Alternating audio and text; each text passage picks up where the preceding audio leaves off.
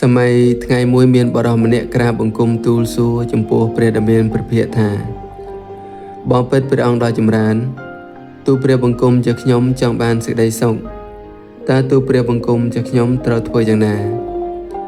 ព្រះដ៏មានព្រះភិក្ខពោពេញទៅដោយព្រះតីមេត្តាករុណាចំពោះសត្វលោក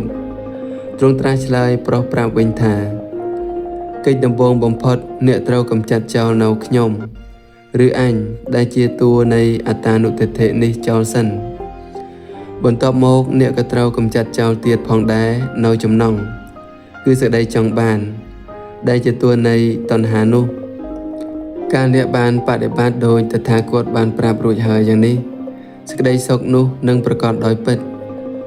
មិគោអរញ្ញមហិយថាអពន្ធោ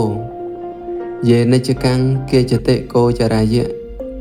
វិញ្ញូនិរោសេវិតាំងពេខមាណោអេកោចរេខគៈវិសានកបោមរឹកក្នុងព្រៃជាសត្វមិនជាប់ចំណងទៅរកចំណីតាមចំណងចិត្តបានយ៉ាងណាវិញ្ញូជនកាលបើឃើញសេរីភាពយ៉ាងនោះក៏បីត្រាច់ទៅតែម្នាក់ឯងដូចជាកុយរមាស